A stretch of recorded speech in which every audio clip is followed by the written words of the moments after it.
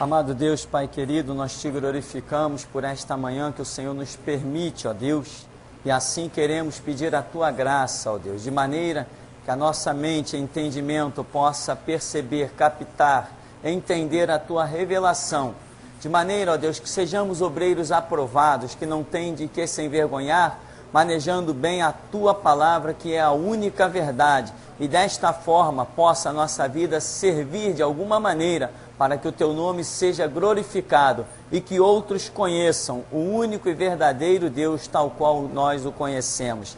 Isso te pedimos, ó Deus, graça sobre graça nesta manhã, para que o Teu nome seja glorificado pelo ensino, pelo aprendizado da Tua palavra. E confiadamente nós oramos em nome de Jesus. Amém. Amém, irmãos? Nós vamos seguir ainda no segundo bloco da nossa apostila, na página 9. Hoje nós temos um assunto que é polêmico para alguns, porque as coisas deixam de ser polêmicas a partir do momento em que você domina o conhecimento a respeito delas. Aí elas deixam de ser polêmicas. Enquanto você ainda tem dúvidas ou vive conceitos que não são fundamentados, você considera as coisas polêmicas. Quando você aprende a vencer todos os pontos envolvidos naquela questão, elas deixam de ser polêmicas e você passa a calar qualquer discussão. O nosso assunto desta manhã é sobre o jejum. Porque tem pessoas que acreditam que, se não tomarem um copo de café pela manhã, vão estar mais fortes contra o reino do diabo. E é tanta gente jejuando e nós não vemos a vida das pessoas mudarem em nada. Mas nós vamos então abordar assim, não sei se todos ou pelo menos a grande parte dos detalhes que falam ou que levam as pessoas a discutir ou a crer sobre a questão do jejum. Não é um estudo que eu esteja trazendo como regra para a igreja, não. Se é regra para a minha vida. Cada um anda na fé que alcançou. Não temos doutrina de jejum ou não jejum dentro da igreja. Aqui ministramos a palavra e aquilo que concerne a vida pessoal de cada um será responsável diante de Deus. Amém? Então, porém, aquilo que concerne a administração da igreja, eu vou conduzir de acordo com aquilo que eu penso, eu acho. De início aí na nossa página 9 da apostila, nós vemos uma xerox. Essa xerox é nada mais, nada menos que a xerox de uma própria Bíblia. Temos aí o Testamento do Senhor Jesus, traduzido por João Ferreira de Almeida. Na segunda parte, é um texto de Mateus capítulo 17. E na outra, Marcos capítulo 9. Essas duas passagens que nós vamos ver em Mateus e em Marcos, são as passagens que mais fundamentaram as pessoas para praticarem o jejum. E muitos têm ido parar no leito de hospital com aquilo que a falta da alimentação provoca, que é úlcera, gastrite e anemia. Pessoas já têm tido problemas sérios por causa desta prática de jejum. O jejum de 3 dias. Pessoas desmaiando dentro das igrejas. Aí quando foram socorrer, tiveram que ir até parar em médico. O resultado qual era? Fome, claro. Quando Deus criou o homem lá em Gênesis, não proclamou para este homem nenhum dia de jejum. Olhou e disse, olha, tudo vos será por mantimento. E Deus não separou nenhum dia de jejum para o homem. Pastor, tudo bem, mas aí Deus estava falando com o homem antes que ele pecasse. Tudo bem, depois que o homem pecou, também Deus não dá para Adão e Eva nem um dia de jejum. Então, nós precisamos aprender com muita calma, examinar a Escritura e não seguir conceitos tradicionais. Nada mais assassinou tantas vidas no mundo inteiro, senão a tradição. Tradição espírita, tradição católica, tradição evangélica. As vidas têm sido assassinadas por causa de tradição. Quando Jesus vem, ele tenta quebrar a tradição. Jesus e João Batista tentaram quebrar a tradição de Israel e não conseguiram. Eles tentaram dizer, olha, não presumais dizendo temos por pai Abraão. Isso era tradição. Quando os judeus disseram para Jesus, nós temos por pai Abraão. Jesus disse, não, vocês têm por pai o diabo. Jesus tentou de todas as formas quebrar a tradição. Não conseguiu. Não conseguiu. Tradição é algo que parece que faz parte das correntes sanguíneas. Então, meu irmão, se pois o Filho vos libertar, verdadeiramente sereis livres. Só existe uma forma de você se libertar. É conhecereis a verdade. E a verdade vos libertará. A verdade é o que te liberta. Mas verdade, Jesus está dizendo, conhecereis. Se você precisa conhecer, é algo que está fora de você e não dentro de você. É algo que você precisa receber o entendimento, receber a revelação. Então, seguindo aí de começo, na primeira parte, diz, lá onde eu marquei com uma setinha, tá. Conteúdo entre colchetes é matéria da tradução feita, matéria da tradução de Almeida, né? Que não se encontra no texto grego adotado. A letrinha está miudinha aqui, mas... Então é isso. Ou seja, aqui, antes de que comecem as narrativas ou a escritura propriamente dita, existe uma página que já está nos dizendo que os textos que vierem entre colchetes não fazem parte dos manuscritos encontrados para a própria versão bíblica. Ou seja, estes textos entre colchetes, o cidadão aqui da gráfica, o estudioso, etc., ele está dizendo que João Ferreira de Almeida incluiu esses textos com base nos textos que ele tinha.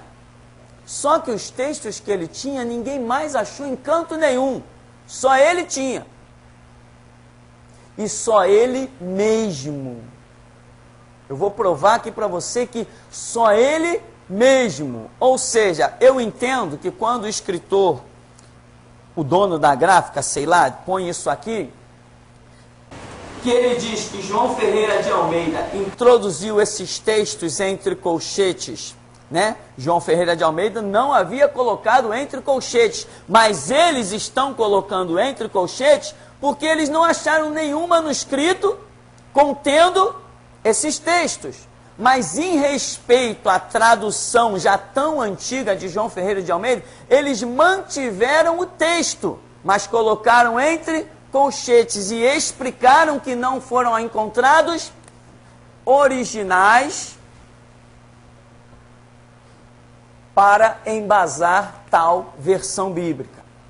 Então, chegou-se à conclusão que os textos entre colchetes, esses comentários, foram notas, ou seja, observações feitas por João Ferreira de Almeida. Hoje você tem várias Bíblias com nota de rodapé, não tem? A mesma coisa teria acontecido com João Ferreira de Almeida. Ele fez comentários a respeito de textos bíblicos, mas versões bíblicas, cópias de Bíblia mais para frente, pegaram os comentários de João Ferreira de Almeida e adicionaram aos textos, criaram um versículo a mais no texto que não existia.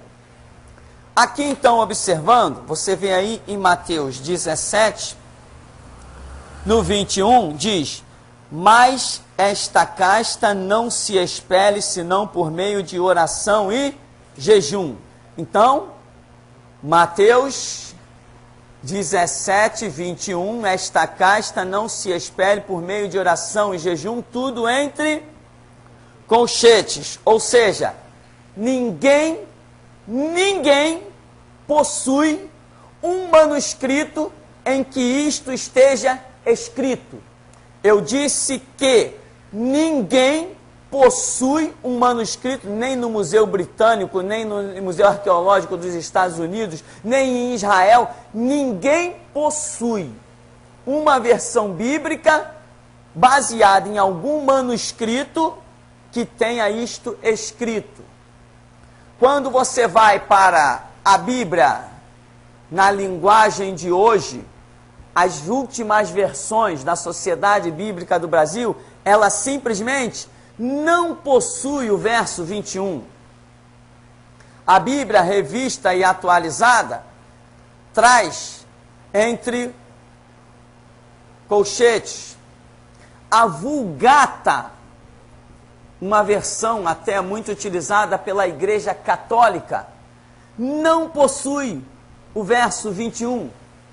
A tradução do Novo Mundo dos Testemunhas de Jeová, no verso 21, possui apenas um hífen.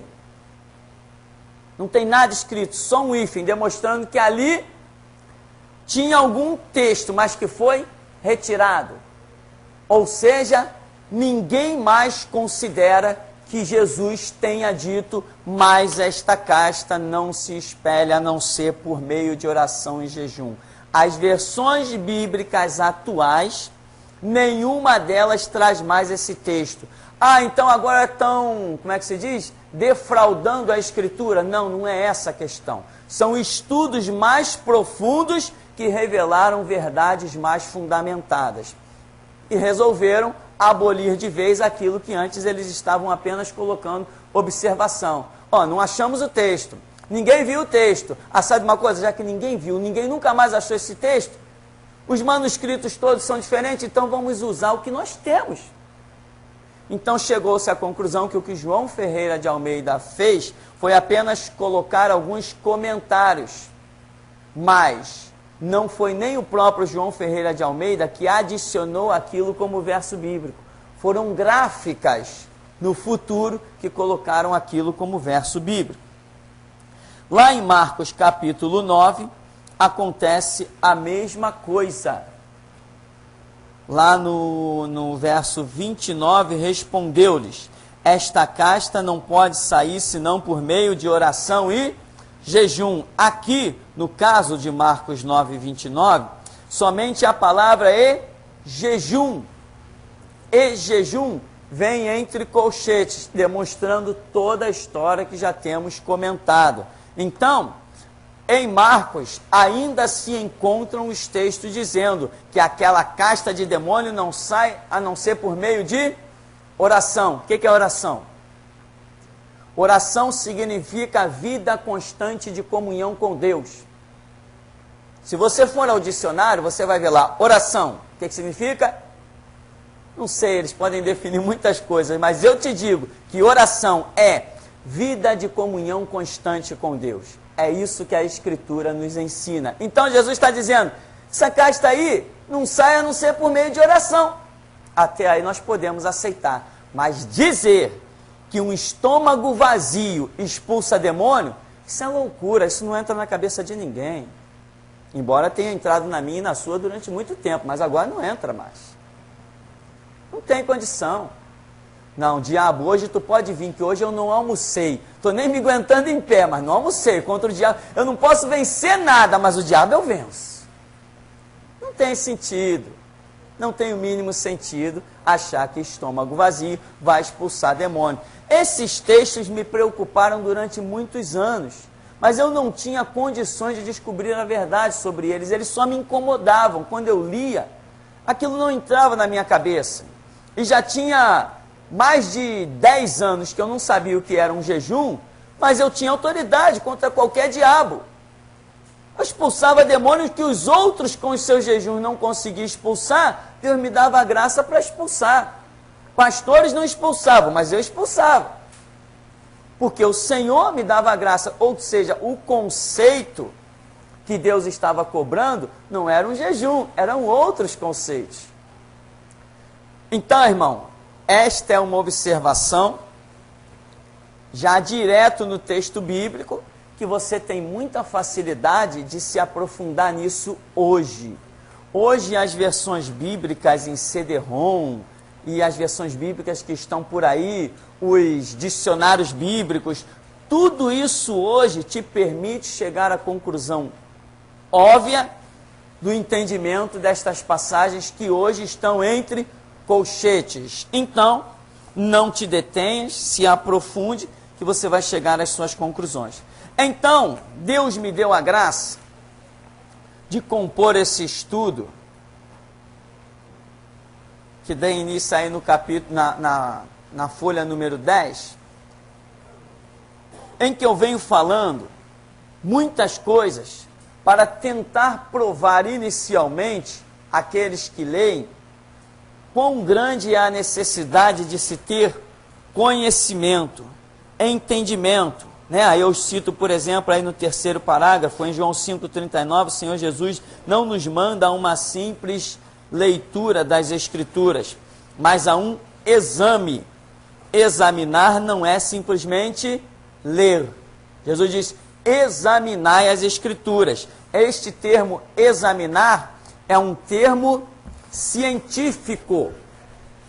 E a ciência, nós sabemos que ela usa provas e contraprovas. Ela usa testes e mais testes. Ela chega a exaurir a questão, até que ela possa dizer que é assim.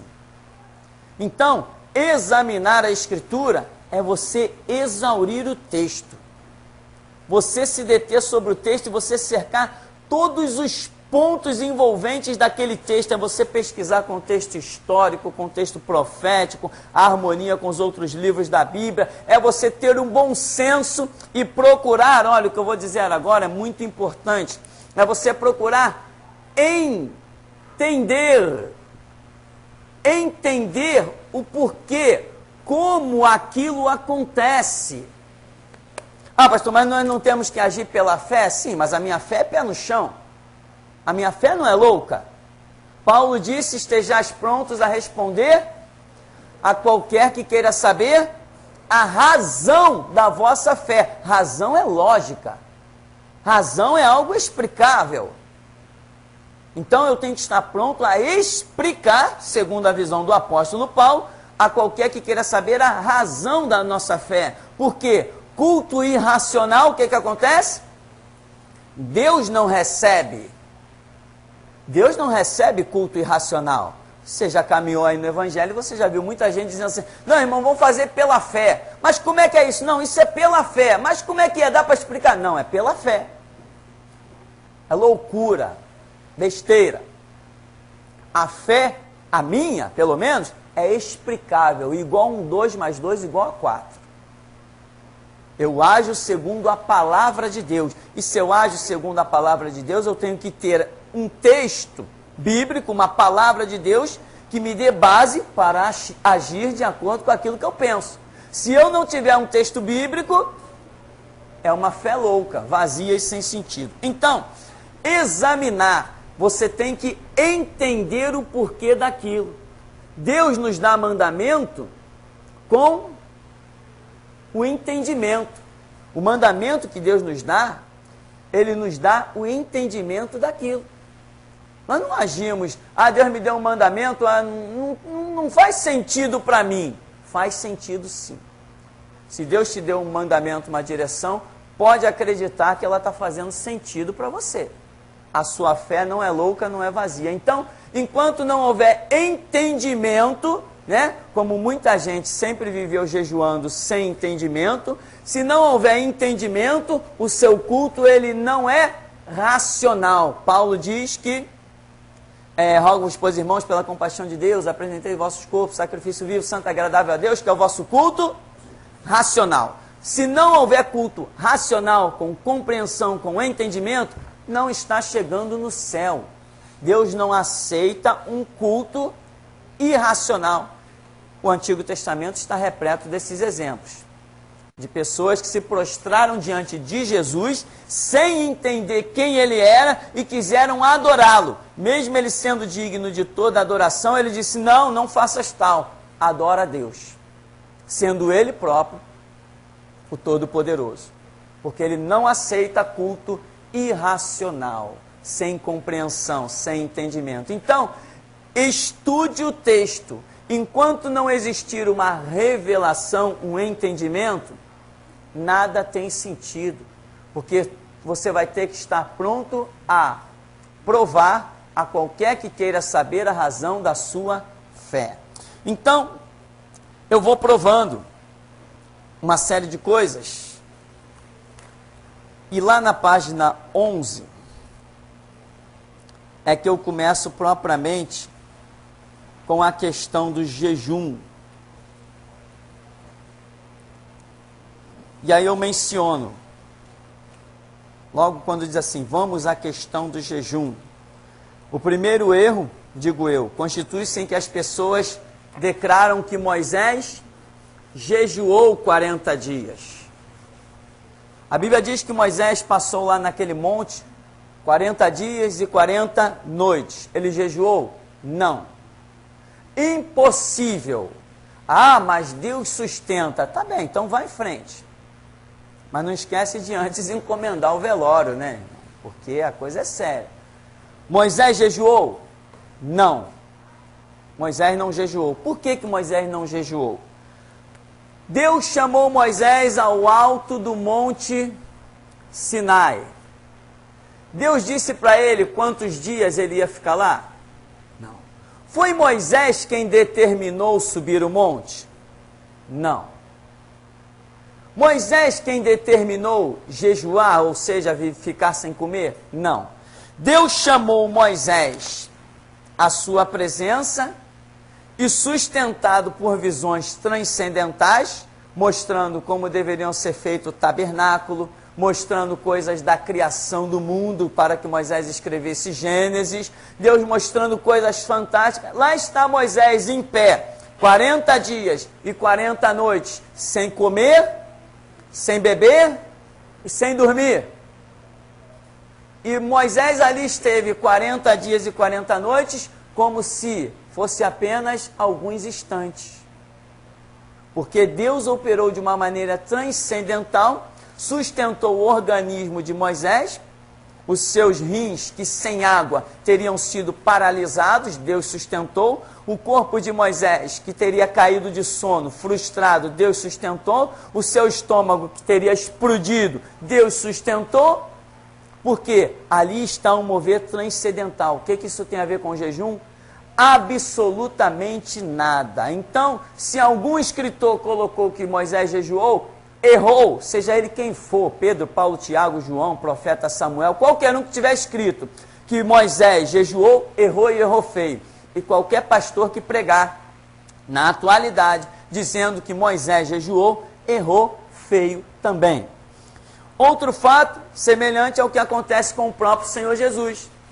A Bíblia diz que Jesus jejuou 40 dias e 40 noites para ir para o deserto, ou que ele tenha proposto, ou existe essa declaração? Não, não existe essa declaração. Nós vemos algumas declarações, por exemplo, a de Mateus e a de Lucas. Mateus, o publicano, né? O cobrador de impostos, e Lucas, o doutor Lucas, o médico. Nós vemos uma situação interessante. Quando Mateus escreve dizendo que Jesus jejuou. Ele diz assim: tendo jejuado 40 dias e 40 noites, depois teve fome. Então, dentro da visão desse judeu chamado Mateus, para ele o que teria acontecido naquela situação? Jesus jejuou. E aí o tentador aparece logo propondo a ele transformar as pedras em pães. Mas na visão de Lucas, Lucas simplesmente diz assim: naqueles dias nada comeu. Ora, jejuar e nada comer Tem diferença? Tem. Biblicamente tem. Na interpretação bíblica dos fatores espirituais, tem. A diferença é extrema. Por quê? Jejuar significa que houve um propósito. Jesus teria partido para o deserto com o propósito de ficar sem comer, de jejuar. Teria partido com este propósito. Mas Lucas diz que naqueles dias simplesmente ele nada comeu. Não diz que tenha havido nenhum propósito. Ou seja, semelhante a Moisés levado ao Monte Sinai, a Bíblia diz que Jesus, depois do seu batismo, ele foi impelido pelo Espírito Santo ao deserto. Então ele chega no deserto, quanto tempo ele vai ficar lá? Ele não sabe. O que vai acontecer lá? Talvez ele tivesse uma ideia de que ia ser tentado pelo inimigo, mas como seria essa tentação? A que níveis essa tentação viria? Isso ele não sabia. Eu afirmo que ele não sabia. Jesus na terra não era Deus na terra, era homem. A Bíblia diz que o verbo se fez carne. Verbo significa divindade. E carne significa ser humano normal, comum, com todas as suas aptidões. Tinha fome, tinha sede, tinha frio, chorava, sorria, tinha emoções. Isso não é concernente à divindade. Então, Jesus foi impelido pelo Espírito Santo ao deserto. Moisés também foi impelido pela palavra, pelo chamado de Deus, ao Monte Sinai. Desertos de formas diferentes. Então, Jesus, naqueles dias, diz Lucas, que nada comeu. Ele ficou sem comer. Primeiro, ele está num deserto. Não tinha o que comer. Não vamos considerar tantos fatores lógicos do deserto, mas o fato é que Jesus não propôs ficar sem comer. Ele foi para o deserto por um propósito de Deus, impelido pelo Espírito Santo, e lá chegou, e lá foi sustentado. Mas não propôs jejuar, não determinou jejuar. São exames que o texto nos revela. São exames que trazem luz a uma série de coisas, sem deixar de lembrar que, sem a graça de Deus, você vai pensar muitas coisas. A Bíblia não é para você deduzir, a Bíblia é para você estudar e esperar a revelação. Você não pode ler um texto bíblico e deduzir o que ali está escrito, porque não é você quem diz o que a Bíblia diz. A Bíblia diz o que ela quer dizer. Eu tenho que estar pronto a ouvir a Bíblia e nunca jamais a traduzir a Bíblia. Eu não traduzo a Bíblia, é ela quem se traduz para mim. Eu não entendo de Bíblia, é a graça de Deus quem me revela e me dá um entendimento sobre a Bíblia. Então, por mais que eu estude, eu tenho que esperar a revelação. Nós temos que ser um povo que ande somente por revelação. Afinal de contas, somos ovelhas e Jesus é o pastor. Então, nós temos que andar somente pela direção dele. Então, tem ainda aí, na apostila da página 11, o item que diz, analisando fatos edicionários, concluímos. Aí você vai ver aí aquilo que eu estou comentando sobre jejum, a determinação, a diferença do que é uma pessoa propor jejuar e a diferença do que é alguém ficar sem comer, impelido por uma situação que simplesmente não lhe permite comer. O que Jesus ia comer 40 dias e 40 noites naquele deserto? O que Moisés ia comer 40 dias e 40 noites naquele Monte Sinai, que era um deserto também? Pedra pura, sem uma gota d'água. Agora, como estavam obedecendo uma direção de Deus, como estavam no centro da vontade de Deus, Deus poderia ter descido um anjo, como desceu para Elias, e com a força daquela comida caminhou 40 dias e 40 noites, sem comer, sem beber, e sem dormir, pelo que entendemos, Deus poderia ter descido um anjo para Moisés e descido um anjo para Jesus. Mas o seu poder transcendental quis operar de outra maneira.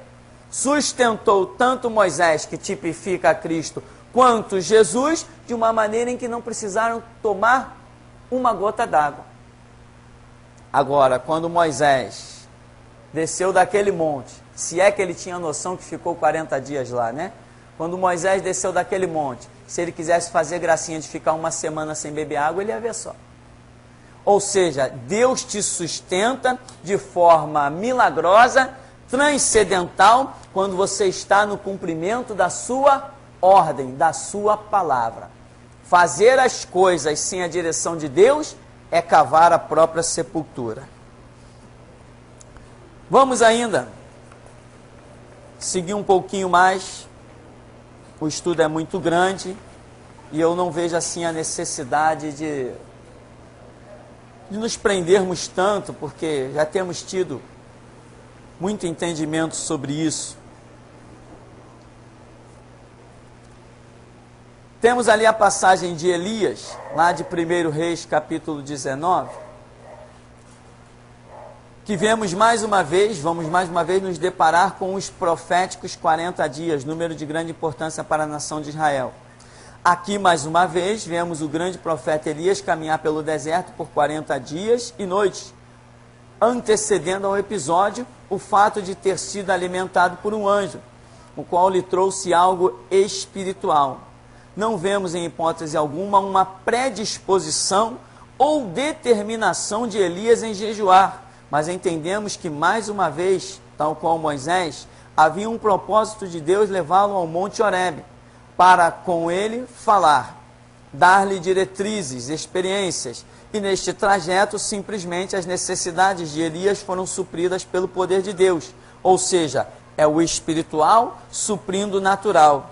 Nada impede os propósitos de Deus, né? Então, quando Jesus diz assim, ide de 2 em 2, não levai bolsa, não levai alforge, não levai 2 túnicas, porque digno é o obreiro do seu salário. Paulo diz, aquele que prega o evangelho, que viva do evangelho. Ou seja, se você serve a Deus, quem tem a obrigação de te sustentar é Deus. E Deus honra a palavra dele. Obreiro de Deus não mendiga pão. Obreiro de Deus não fica abandonado no meio do caminho.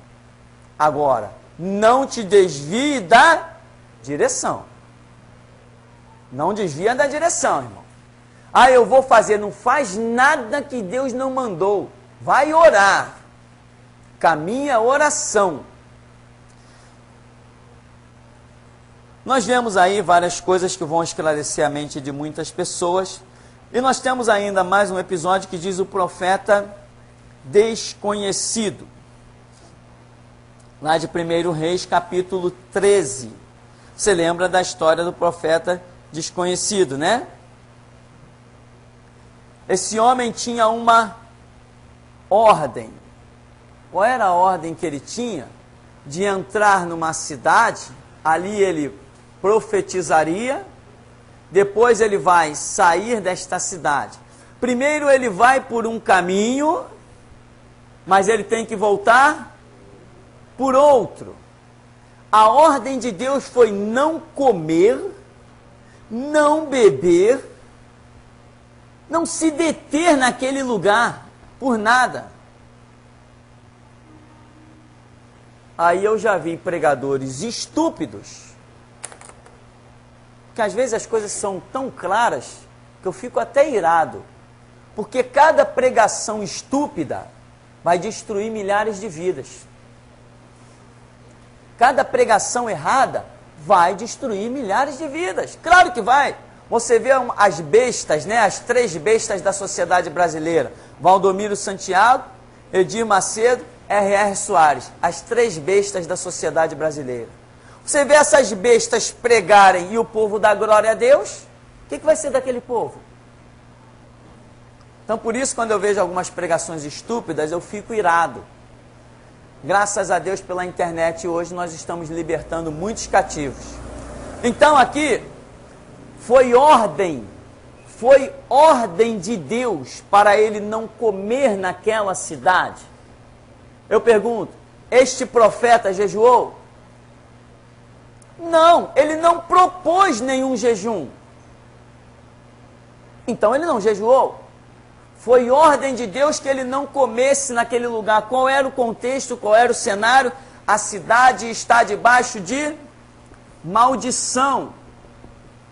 Deus está falando que vai levantar homens até para sacrificar ossos humanos no altar. A coisa é horripilante, é extremo, é fora do comum o que Deus está abominando naquele lugar. Então Deus está dizendo para ele, não come, não bebe, vai por um caminho e vem pelo outro. Deus tem os seus propósitos. E ele vacilou. Ele comeu dentro daquela cidade e bebeu coisas que para Deus eram consideradas malditas. Ele transgrediu a palavra de Deus, então morreu, o leão o matou. Mas eu pergunto, como muitos pregadores já disseram, né? Tá vendo? O homem estava cheio de poder, por quê? Porque estava em jejum. Não estava em jejum. Ele estava cumprindo uma ordem de Deus, de não comer nem beber naquele lugar.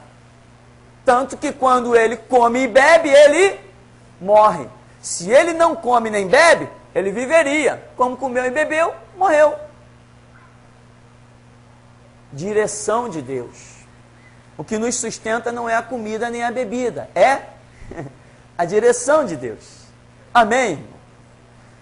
Então é isso que nós estamos vendo. Agora, para encerrarmos esse contexto de jejum, existe um jejum? Sim, existe um jejum. Que jejum é este? Primeiro de Isaías 58, né? É maravilhoso, né? O de Isaías 58 é maravilhoso. Até naquelas igrejas mortas por onde nós passamos, dizia assim, ó irmão, vamos fazer um jejum de palavra. Está discutindo muito? Está brigando muito? Faz um jejum de palavra. Economiza as tuas palavras e tal. Era até uma coisa interessante, né? Porque tem gente que para falar é abençoado demais, né? Então, meu irmão, Isaías 58, o jejum proposto ali é conduta, não é isso? O jejum proposto em Isaías 58 é conduta de ser humano, relacionamento em sociedade, não é abstenção de alimento. Deus até critica a nação. Existia um jejum? Existia. Mas o contexto em que Nínive, Israel e outras nações jejuavam, nunca foi para ficar mais forte contra o diabo, nem nunca para ter mais crescimento espiritual. Nenhum jejum na Escritura identifica isso, demonstra esse objetivo. Quando Jonas foi enviado a Nínive, lembra? Jonas foi comido pelo peixe? Quando Jonas foi enviado a Nínive, e ele pregou o arrependimento naquela cidade, a Bíblia diz que o rei mandou proclamar um jejum, até os animais entraram na onda do jejum. Qual era o contexto que está levando Nínive ao jejum? Calamidade. Ou seja, qual é a palavra? Deus vai destruir esta cidade. Contexto calamitoso. O jejum entra como quê? Como símbolo de miséria, de arrependimento, de reconhecimento das transgressões, para demonstrar para Jonas e para Deus que havia um arrependimento, que o rei tinha recebido a palavra, ele proclama um jejum em toda a cidade. Qual é o contexto? Calamidade. Constantemente em Israel era proclamado jejum. Quando Deus dizia, vou punir, vou mandar o inimigo, vou mandar o pulgão, o gafanhoto, a lacusta para destruir as vossas lavouras, vou secar as vossas fontes de água, vou cerrar os céus para que não dê chuva. Aí a nação de Israel jejuava, porque Deus demonstrava que ia trazer uma calamidade. Em todo tempo, você vê o povo de Israel, através do jejum, reconhecendo que a sua preeminência é a calamidade. Então eles jejuavam por isto.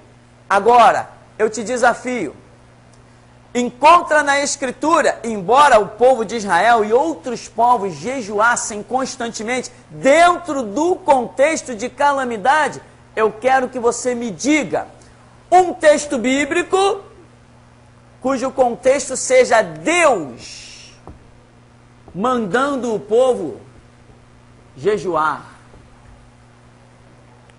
Nínive jejuou, mas aonde está isso na pregação de Jonas?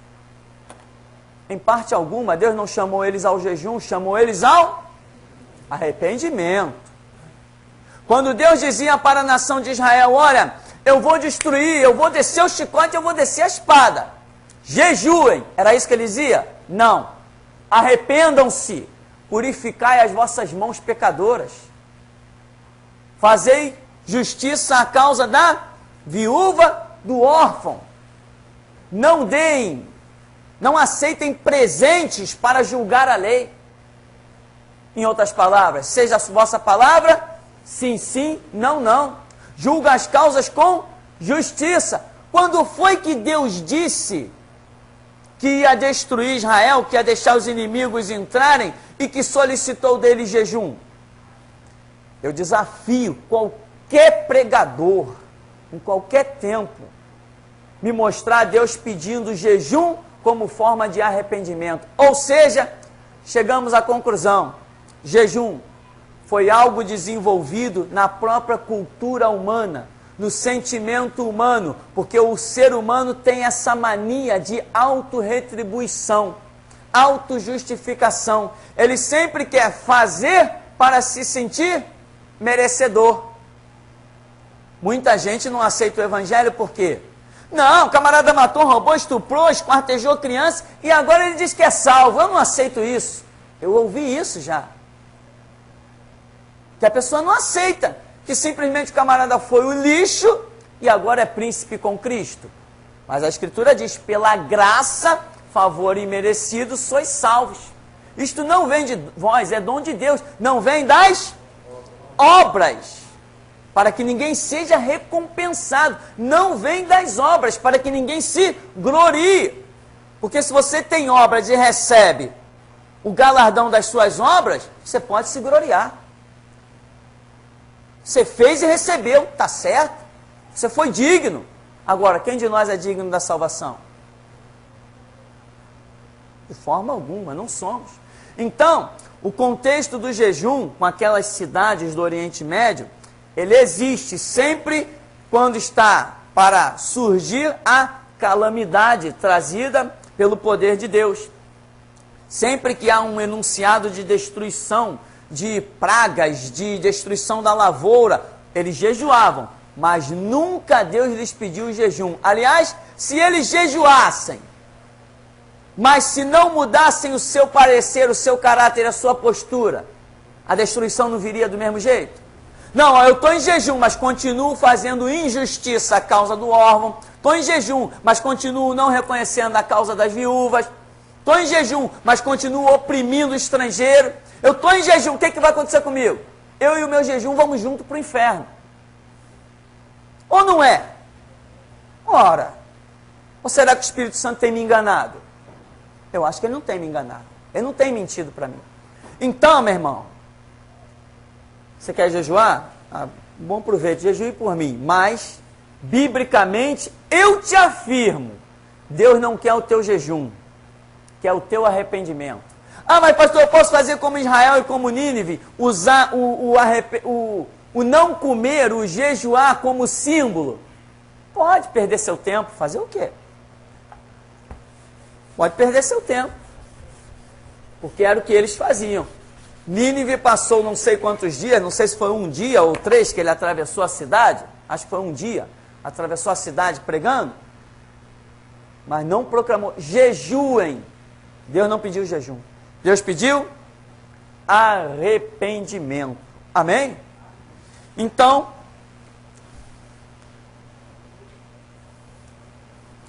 bom,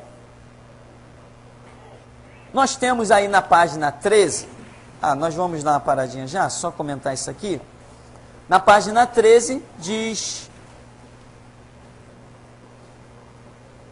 alguns pontos de vista, como de Mateus 17, daquilo que já comentamos no princípio, em que Jesus enfatiza, né, quando os discípulos não expulsaram a casta de demônio,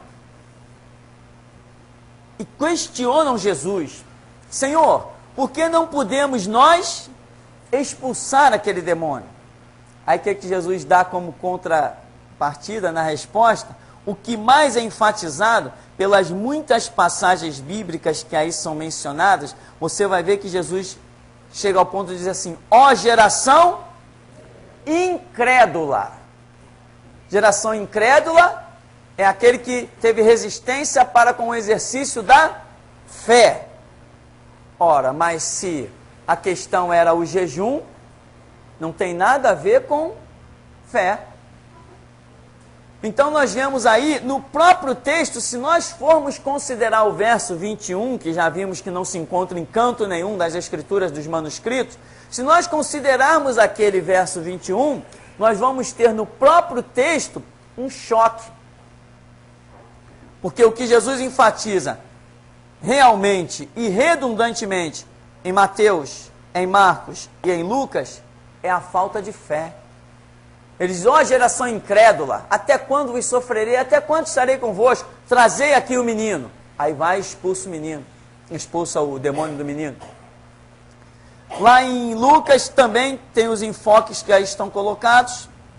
E enfim, o que eu vejo que faltou ali, realmente, foi oração e fé, e não jejum. Na página 14 continua a questão, e para concluirmos, só para encerrarmos, um ponto de vista que eu acho interessante, que está na página 15, que diz que, em Efésios, capítulo 6, do 10 ao 20, o apóstolo Paulo, ele menciona a armadura, né, de Deus, aquela revelação daquelas simbologias tremendas, transcendentais, fantásticas. E Paulo está descrevendo uma armadura, em que não falta nada, ele vai revestindo o cidadão do alto da cabeça até a planta dos pés. E quando ele termina, ele diz assim, orando em todo tempo. Em nenhum momento da armadura de Deus, Paulo menciona o jejum. Em nenhum momento. Outra coisa, homens que foram tão importantes como Pedro, Paulo, Tiago, João, que esses que eu estou mencionando, que escreveram algumas coisas para os irmãos da igreja, quando foi que eles mencionaram para a igreja entrar em algum tipo de jejum? Eles que estiveram junto de Jesus, eles que aprenderam a doutrina, quando foi que eles mencionaram para a igreja? Quando foi que Paulo disse para a igreja jejuar? Paulo diz assim, olha, eu passei em jejum muitas vezes. Aí muitos idiotas, pastores, dizem, está vendo? Paulo jejuou. Mentira. Ele está falando que ele passou em jejum muitas vezes porque ele não teve o que comer, ele passou fome. É isso que ele está dizendo. É só você examinar o texto, que a questão ali é as necessidades das quais ele passou, em que foi privado da alimentação, e ele chama isso de jejum. Mas não houve um propósito dele em jejuar. Ele foi obrigado a ficar num jejum, porque ele não tinha o que comer. É o que está escrito lá em Coríntios e outras cartas também. Então, meu irmão, na armadura de Deus, Efésios capítulo 6, não consta ali o jejum como parte da armadura e do revestimento espiritual. Amém? cada um anda na fé que alcançou. Vamos ficar por aqui, por enquanto, em nome de Jesus.